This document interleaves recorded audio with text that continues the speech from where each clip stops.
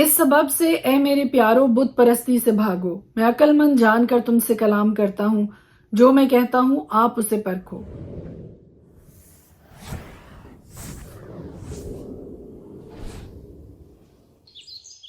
خدائے قدوس کے زندہ جلالی بابرکت پرفضل نام میں آپ سب کو سلام۔ میرا نام ایسٹر ہارون ہے اور میں ہر روز خدا کا زندہ پوتر جلالی کلام لے کر آپ کے سامنے آتی ہوں تاکہ ہم مل کر خدا کے پاک کلام میں سے سیکھیں۔ اور جنوری کی فرسٹ سے ہم نے خداوند کے پاک کلام کی تلاوت کرنی شروع کی اور آج ہم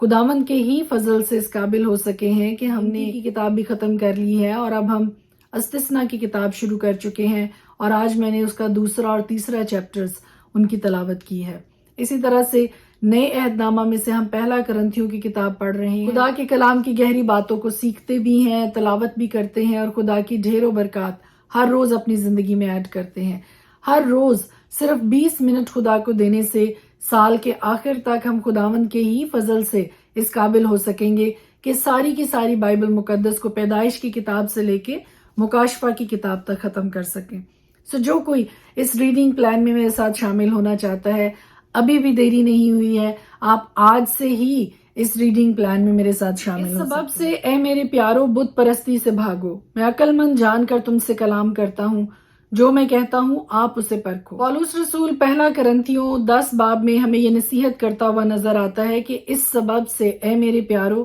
بت پرستی سے بھاگو۔ اور یہی سیکھ آج میرے لیے اور آپ کے لیے ہے کہ یہ بت پرستی ہے کیا؟ ہر وہ چیز جو ہمارا وقت لیتی ہے، ہر وہ چیز جو ہمارا روپیہ پیسہ کھاتی ہے، ہر وہ چیز جس کو ہم دن کے 24 گھنٹوں میں زیادہ سے زیادہ اپنا وقت دیتے ہیں، ہر وہ چیز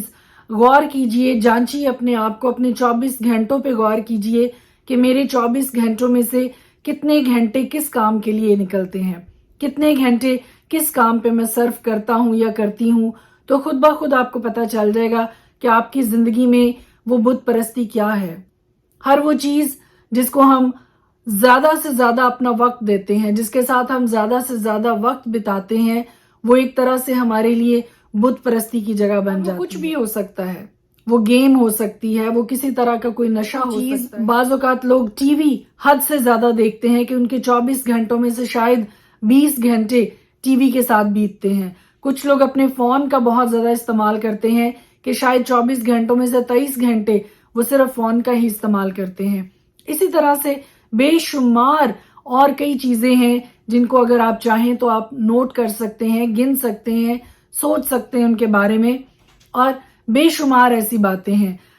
آپ نے خود اپنے آپ کو جانچنا ہے، اپنے آپ کو پرکھنا ہے، اپنے آپ کو دیکھنا ہے کہ میری زندگی میں وہ کیا چیز ہے، وہ کیا ایلیمنٹس ہیں جو بت پرستی بنے ہوئے ہیں میرے لیے، میری زندگی میں۔ کیونکہ ہر وہ چیز جس کو آپ خدا سے زیادہ وقت دیتے ہیں وہ آپ کے لیے بت ہے، اور وہ بت کچھ بھی ہو سکتا ہے، وہ کوئی دوسرا انسان بھی ہو سکتا ہے۔ بعض اوقات لوگ کسی کو اپنا اتنا زیادہ آئیڈل بنا لیتے ہیں کہ ان کے گھر کے کمرے ان کی تصویروں سے بھرے ہوئے ہوتے ہیں۔ بت پرستی کی حد تک ان لوگوں کو اپنا آئیڈیل مانتے ہیں۔ سب کے ساتھ پیار کیجئے، لیکن بت پرستی کی جگہ، بت پرستی کی گنجائش اپنی زندگی میں کسی چیز کے لیے نہ لے کر آئیے، چاہے وہ کوئی انسان ہو، چاہے کوئی تراشی ہوئی مورت ہو، چاہے کوئی بت ہو، کوئی نشہ ہو، کوئی گیم ہو، کوئی ٹی وی ہو، کسی طرح کی بھی کوئی دوسری چیز جو آپ کے وقت کا زیادہ حصہ کھا جاتی ہے، نگل جاتی ہے۔ ان چیزوں کو غور کیجئے کہ وہ کون سی چیزیں ہیں جو آج آپ کی زندگی میں بت بنی ہوئی ہیں، کیونکہ خدا کا کلام پولس رسول کے وسیلہ سے ہمیں یہ سکھاتا ہے۔ پہلا کرنتھیوں اس کے 10 باب کہتا ہے کہ اے میرے پیارو بت پرستی سے بھاگو، اور یہی سیکھ آج میرے لیے اور آپ کے لیے ہے کہ ہم نے ہر طرح کی بت پرستی سے باز آنا ہے۔ May God bless you، خداوند آپ کے ساتھ ہو، اور خدا ہم سب کو یہ توفیق عطا کرے کہ ہم ہر طرح کی بت پرستی سے باز رہیں اور ہماری زندگی کا محور، ہماری زندگی کا مرکز صرف خدا کی ذات ہو۔ May God bless you۔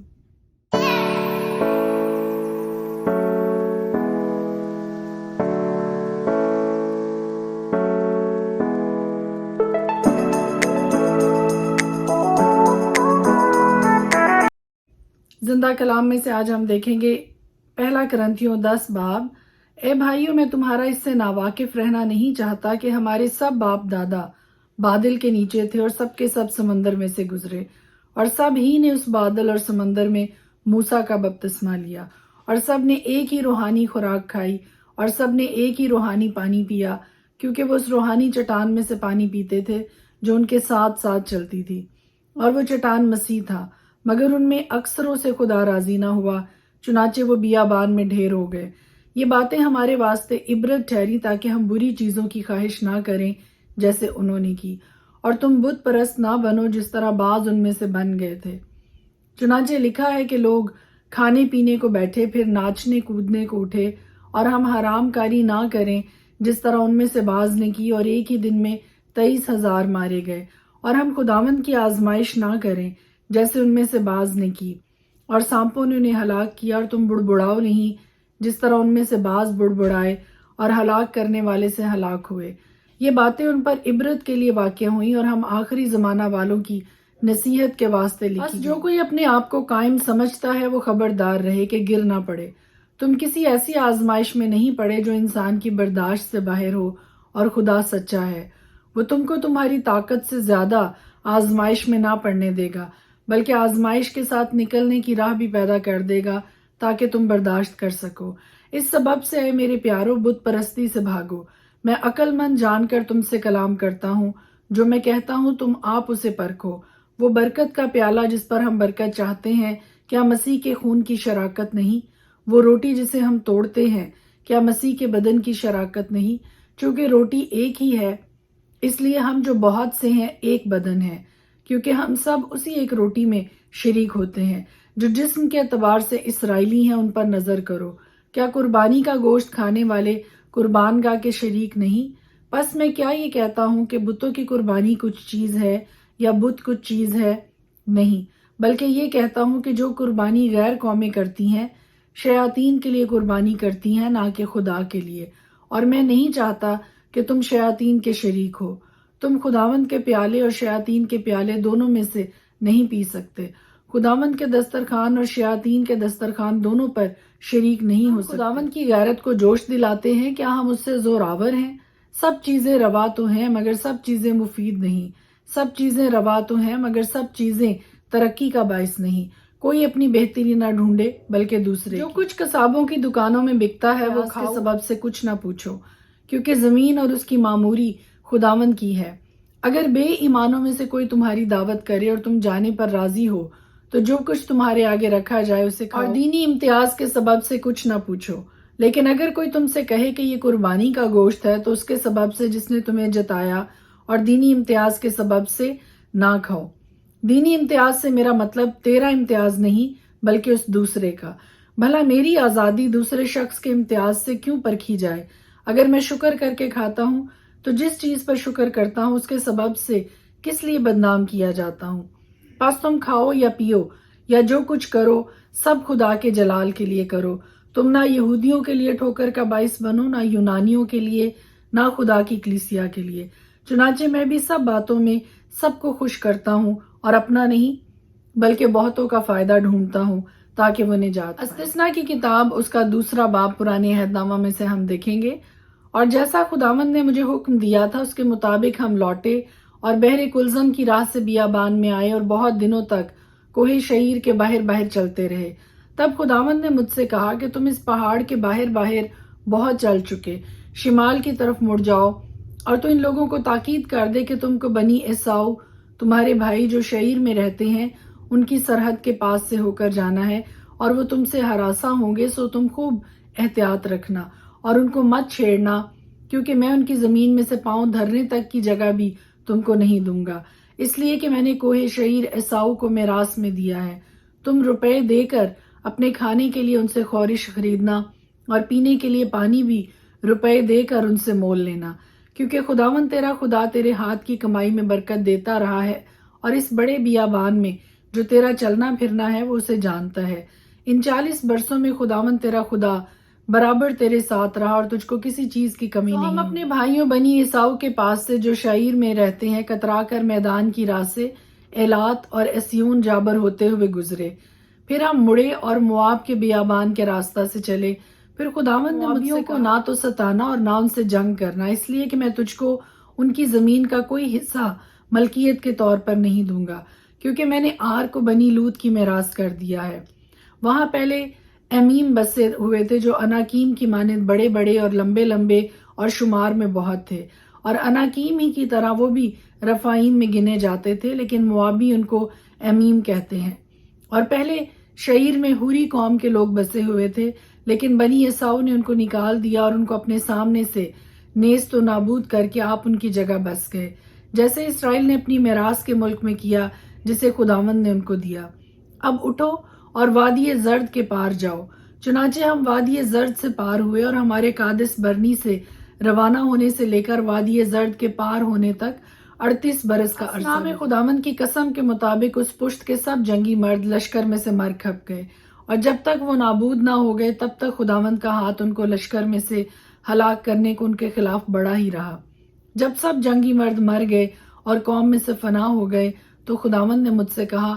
آج تجھے آر شہر سے ہو کر جو مواب کی سرحد ہے گزرنا ہے، اور جب تو بنی امون کے قریب جا پہنچے تو ان کو مت ستانا اور نہ ان کو چھیڑنا، کیونکہ میں بنی امون کی زمین کا کوئی حصہ تجھے میراث کے طور پر نہیں دوں گا، اس لیے کہ اسے میں نے بنی لوط کو میراث میں دیا ہے۔ وہ ملک بھی رفائیم کا گنا جاتا تھا، کیونکہ پہلے رفائیم جن کو امونی لوگ زمزمیم کہتے تھے وہاں بسے ہوئے تھے۔ یہ لوگ بھی اناکیم کی طرح بڑے بڑے اور لمبے لمبے اور شمار میں بہت تھے، لیکن خداوند نے ان کو امونیوں کے سامنے سے ہلاک کیا اور وہ ان کو نکال کر ان کی جگہ آپ بس گئے، ٹھیک ویسے ہی جیسے اس نے بنی عیساؤ کے سامنے سے جو شعیر میں ہلاک کیا اور وہ ان کو نکال کر آج تک انہی کی جگہ بسے ہوئے ہیں۔ ایسے ہی اویوں کو جو اپنی بستیوں میں غزہ تک بسے ہوئے تھے، کفتوریوں نے جو کفتورہ سے نکلے تھے ہلاک کیا اور ان کی جگہ آپ بس گئے۔ سو اٹھو اور وادی ارنون کے پار جاؤ، دیکھو میں نے حسبون کے بادشاہ سیہون کو جو اموری ہے اس کے ملک سمیت تمہارے ہاتھ میں کر دیا ہے، سو اس پر قبضہ کرنا شروع کرو اور اس سے جنگ چھیڑ دو۔ میں آج ہی سے تیرا خوف اور رعب ان قوموں کے دل میں ڈالنا شروع کروں گا جو روئے زمین پر رہتی ہیں، وہ تیری خبر سنیں گی اور کانپیں گی اور تیرے سبب سے بے تاب ہو جائیں گی۔ اور میں نے دشتے قدیمات سے حسبون کے بادشاہ سیہون کے پاس صلح کے پیغام کے ساتھ ایلچی روانہ کی اور کہلا بھیجا کہ مجھے اپنے ملک سے گزر جانے دے، میں شاہراہ سے ہو کر چلوں گا اور دہنے اور بائیں ہاتھ نہیں مڑوں گا۔ تو روپے لے کر میرے ہاتھ میرے کھانے کے لیے خورش بیچنا اور میرے پینے کے لیے پانی بھی مجھے روپے لے کر دینا، فقط مجھے پاؤں پاؤں نکل جانے دے، جیسے بنی عیساؤ نے جو شعیر میں رہتے ہیں اور موابیوں نے جو آر شہر میں بستے ہیں میرے ساتھ کیا، جب تک کہ میں یردن کو عبور کر کے اس ملک میں پہنچ نہ جاؤں جو خداوند ہمارا خدا ہم کو دیتا ہے۔ لیکن حسبون کے بادشاہ سیہون نے ہم کو اپنے ہاتھ سے گزرنے نہ دیا، کیونکہ خداوند تیرے خدا نے اس کا مزاج کڑا اور اس کا دل سخت کر دیا تاکہ اسے تیرے ہاتھ میں حوالہ کر دے، جیسا آج ظاہر ہے۔ اور خداوند نے مجھ سے کہا، دیکھ میں سیہون اور اس کے ملک کو تیرے ہاتھ میں حوالہ کرنے کو ہوں، سو تو اس پر قبضہ کرنا شروع کر تاکہ وہ تیری میراث ٹھہرے۔ تب سیہون اپنے سب آدمیوں کو لے کر ہمارے مقابلہ میں نکلا اور جنگ کرنے کے لیے یحز میں آیا، اور خداوند ہمارے خدا نے اسے ہمارے حوالہ کر دیا، اور ہم نے اسے اور اس کے بیٹوں کو اور اس کے سب آدمیوں کو مار لیا، اور ہم نے اسی وقت اس کے سب شہروں کو لے لیا اور ہر آباد شہر کو عورتوں اور بچوں سمیت بالکل نابود کر دیا، اور کسی کو باقی نہ چھوڑا، لیکن چوپایوں کو اور شہروں کے مال کو جو ہمارے ہاتھ لگا لوٹ کر ہم نے اپنے لیے رکھ سے جو وادی ارنون کے کنارے ہے اور اس شہر سے جو وادی میں ہے جلاد تک ایسا کوئی شہر نہ تھا جس کو سر کرنا ہمارے لیے مشکل ہوا۔ خداوند ہمارے خدا نے سب کو ہمارے قبضہ میں کر دیا، لیکن بنی امون کے ملک کے نزدیک اور دریائے یبوک کی نواحی اور کوہستان کے شہروں میں اور جہاں جہاں خداوند ہمارے خدا نے ہم کو منع کیا تھا تو نہیں گیا۔ استثنا کی کتاب اس کا 3 باب۔ پھر ہم نے مڑ کر بسن کا راستہ لیا اور بسن کا بادشاہ اوج ادرئی میں اپنے سب آدمیوں کو لے کر ہمارے مقابلہ میں جنگ کرنے کو آیا، اور خداوند نے مجھ سے کہا، اس سے مت ڈر، کیونکہ میں نے اس کو اور اس کے سب آدمیوں اور ملک کو تیرے قبضہ میں کر دیا ہے، جیسا تو نے اموریوں کے بادشاہ سیہون سے جو حسبون میں رہتا تھا کیا، ویسا ہی تو اس سے بھی کرے گا۔ چنانچہ خداوند ہمارے خدا نے بسن کے بادشاہ اوج کو بھی اس کے سب آدمیوں سمیت ہمارے قابو میں، اور ہم نے ان کو یہاں تک مارا کہ ان میں سے کوئی باقی نہ رہا، اور ہم نے اسی وقت اس کے سب شہر، اور ایک شہر بھی ایسا نہ رہا جو ہم نے ان سے لے نہ لیا ہو۔ یوں ارجوب کا سارا ملک جو بسن میں اوج کی سلطنت میں شامل تھا اور اس میں 60 شہر تھے، ہمارے قبضہ میں آیا۔ یہ سب شہر فصیل دار تھے اور ان کی اونچی اونچی دیواریں اور پھاٹک اور بینڈے تھے۔ ان کے علاوہ بہت سے ایسے قصبے بھی ہم نے لے لیے جو فصیل دار نہ تھے، اور جیسا ہم نے حسبون کے بادشاہ سیہون کے ہاں کیا ویسا ہی ان سب آباد شہروں کو ماں، عورتوں اور بچوں کے بالکل نابود کر ڈالا، لیکن سب چوپایوں اور شہروں کے مال کو لوٹ کر ہم نے اپنے لیے رکھ لیا۔ یوں ہم نے اس وقت اموریوں کے دونوں بادشاہوں کے ہاتھ سے جو یردن پار رہتے تھے ان کا ملک وادی ارنون سے کوہ ہرمون تک لے لیا۔ اس ہرمون کو سیدانی سریون اور اموری سنیر کہتے ہیں، اور سلکا اور ادرئی تک میدان کے سب شہر اور سارا جلاد اور سارا بسن یعنی اوج کی سلطنت کے سب شہر جو بسن میں شامل تھے ہم نے لے لیے، کیونکہ رفائیم کی نسل میں سے فقط بسن کا بادشاہ اوج باقی تھا۔ اس کا پلنگ لوہے کا بنا ہوا تھا اور وہ بنی امون کے شہر ربا میں موجود ہے، اور آدمی کے ہاتھ کے ناپ کے مطابق 9 ہاتھ لمبا اور 4 ہاتھ چوڑا۔ ملک پر ہم نے اس وقت قبضہ کر لیا، اور اروئیر جو وادی ارنون کے کنارے ہے اور جلاد کے کوہستانی ملک کا آدھا حصہ، شہر میں نے روبینیوں اور جدیوں کو دیے، اور جلاد کا باقی حصہ اور سارا بسن یعنی ارجوب کا سارا ملک جو اوج کی قلم رو میں تھا میں نے منسی کے آدھے قبیلہ کو دیا۔ بسن رفائیم کا ملک کہلاتا تھا، اور منسی کے بیٹے یائر نے جسوریوں اور موقاتیوں کی سرحد تک ارجوب کے سارے ملک کو لے لیا، اور اپنے نام پر بسن کے شہروں کو ہوت یائر کا نام دیا جو آج تک چلا آتا ہے۔ اور جلاد میں نے مکیر کو دیا، اور روبینیوں اور جدیوں کو میں نے جلاد سے وادی ارنون تک کا ملک یعنی اس وادی کے بیچ کے حصہ کو ان کی ایک حد ٹھہرا کر دریائے یبوک تک جو امونیوں کی سرحد ہے میدان کو، اور کنرت سے لے کر میدان کے دریائے یعنی دریائے شور تک جو مشرق میں پسکا کے ڈھال تک پھیلا ہوا ہے، اور یردن اور اس کی ساری نواحی کو بھی میں نے انہی کو دے دیا۔ اور میں نے اس وقت تم کو حکم دیا کہ خداوند تمہارے خدا نے تم کو یہ ملک دیا ہے کہ تم اس پر قبضہ کرو۔ سو تم سب جنگی مرد مسلح ہو کر اپنے بھائیوں بنی اسرائیل کے آگے آگے پار چلو، مگر تمہاری بیویاں اور تمہارے بال بچے اور چوپائے، کیونکہ مجھے معلوم ہے کہ تمہارے پاس چوپائے بہت ہیں، سو یہ سب تمہارے انہی شہروں میں رہ جائیں جو میں نے تم کو دیے ہیں، تا وقت کے خداوند تمہارے بھائیوں کو چین نہ بخشے جیسے تم کو بخشا، اور وہ بھی اس ملک پر جو خداوند تمہارا خدا یردن کے اس پار تم کو دیتا ہے قبضہ نہ کر لیں۔ تب تم سب اپنی ملکیت میں جو میں نے تم کو دی ہے لوٹ کر آنے پاؤ گے۔ اور اسی موقع پر میں نے یشوع کو حکم دیا کہ جو کچھ خداوند تمہارے خدا نے ان 2 بادشاہوں سے کیا وہ سب تو نے اپنی آنکھوں سے دیکھا، خداوند ایسا ہی اس پار ان سب سلطنتوں کا حال کرے گا جہاں تو جا رہا ہے۔ تم ان سے نہ ڈرنا، کیونکہ خداوند تمہارا خدا تمہاری طرف سے آپ جنگ کر رہا ہے۔ اس وقت میں نے خداوند سے عاجزی کے ساتھ درخواست کی کہ اے خداوند خدا، تو نے اپنے بندہ کو اپنی عظمت اور اپنا زوراور ہاتھ دکھانا شروع کیا ہے، کیونکہ آسمان میں یا زمین پر ایسا کون معبود ہے جو تیرے سے کام یا کرامات کر سکے۔ سو میں تیری منت کرتا ہوں کہ مجھے پار جانے دے کہ میں بھی اس اچھے ملک کو جو یردن کے پار ہے اور اس خوشنما پہاڑ اور لبنان کو دیکھوں۔ لیکن خداوند تمہارے سبب سے مجھ سے ناراض تھا اور اس نے میری نہ سنی، بلکہ خداوند نے مجھ سے کہا کہ بس کر، اس مضمون پر پھر کبھی کچھ نہ کہنا۔ تو کوہ پسکا کی چوٹی پر چڑھ جا اور مغرب اور شمال اور جنوب اور مشرق کی طرف نظر دوڑا کر اسے اپنی آنکھوں سے دیکھ لے، کیونکہ تو اس یردن کے پار نہیں جانے پائے گا۔ پر یشوع کو وصیت کر اور اس کی حوصلہ افزائی کر کے اسے مضبوط کر، کیونکہ وہ ان لوگوں کے آگے پار جائے گا اور وہی ان کو اس ملک کا جسے تو دیکھ لے گا مالک بنائے گا۔ چنانچہ ہم اس وادی میں جو بیت فگور ہے ٹھہرے رہے۔